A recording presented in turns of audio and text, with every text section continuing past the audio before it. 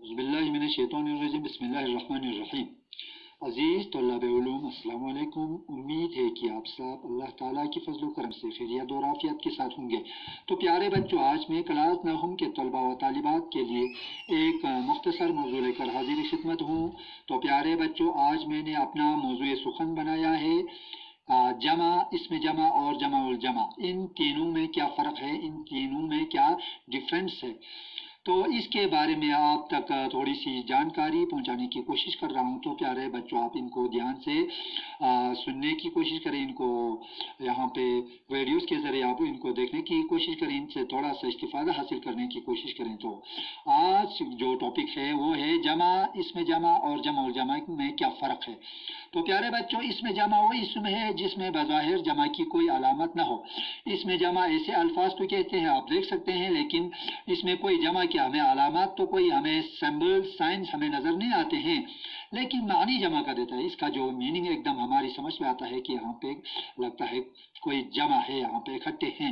मसलन कौम है, कौम असल में ये एक लफ्ज़ है जो वाहिद है, लेकिन हमें इसमें मतलब हमें समझ में आता है कौम में बहुत सारे अफराद होते हैं, जमात बहुत सारे बच्चे होते हैं जमात में। असल में ये खुद लफ्ज़ जो है वाहिद है, लेकिन हमें एकदम मानी जमा का देता है। लोग असल में वाहिद है, लेकिन इसमें बहुत सारे लोग होते हैं। फौज और मजलिस और गुरु, ये अल्फाज ऐसे अल्फाज हैं जिसमें हमें यहाँ पे मानी से हमें समझ में आता है कि यहाँ पे बहुत सारे लोग होते हैं, लेकिन असल में ये अल्फाज जो है वाहिद हैं। तो इस तरह से ये हो गया जमा उल जमा, इसमें जमा। इसके बाद जमा उल जमा किसे कहते हैं। तो जमा उल जमा, जमा की जमा को, कोई भी आपके पास अल्फाज होगा जमा, तो उसकी जमा बनाने को हम जमा उल जमा कहते हैं। मसलन वाहिद जमा और जमा उल जमा। तो वाहिद आरिजा है, आरिजा वाहिद है। अवारिज जमा है, अवारिजात जमा उल जमा। लाजिम लवाजिम लवाजिमात जमा उल जमा। दवा अदविया अदवियात जमा उल जमा। खबर वाहिद अखबार जमा अखबारात जमा उल जमा। अमुर उमूर उमूरात। वजह वजूह वजूहात। रस्म रसूम रसूमात। जोहर जवाहिर जवाहिरात। हुक्म अहकाम अहकामात। फतह फतुह फतुहात। रकम रकूम रकूमात। तो इस तरह से ये अल्फाज वाहिद, इसके जमा और जमा उल जमा इस तरह से बनाते हैं।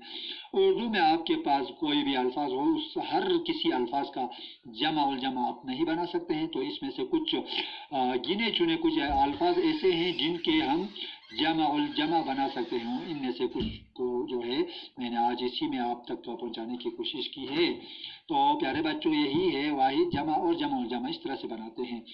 अब इसके बाद जमा किसे कहते हैं। तो इसमें तो आपको यहाँ पे लिखने की ज़रूरत नहीं है, लेकिन आपके जो पिछली क्लासों में पहले ही सफ़े पर ही होते हैं वाहिद और जमा। वाहिद किसे कहते हैं, जमा किसे कहते हैं। तो वाहिद वो कलिमा है जो एक चीज़ के लिए बोला जाए, एक शख्स या चीज़ या जगह के लिए बोला जाए, वो वाहिद होता है। तो जमा वो कलिमा है जो एक से ज़्यादा चीज़ों जगहों या अशख़ास के लिए बोला जाता है, जमा। लेकिन इसमें जमा और इसमें बहुत अंतर है, डिफरेंस है। इसमें जमा वो इसम है जो बज़ाहिर, जिसमें हमें बज़ाहिर कोई जमा की अलामत मौजूद ना हो, लेकिन मानी जमा का दे हो गया। लेकिन जमा वो कलिमा है जो एक से ज़्यादा चीज़ों या जगहों या अशख़ास के लिए बोला जाए, ये हो गया इस जमा। तो जमा, इसमें जमा और जमा उल जमा के बारे में ये डिफरेंसेस है, ये फ़र्क है। तो इनको आप अच्छी तरह से अपने कॉपीज़ पे इनको नोट करें, इनको लिखें और इनको याद दहानी करें, याद करने की कोशिश करें। तो इनसे इंशाअल्लाह आपको फ़ायदा मिलेगा।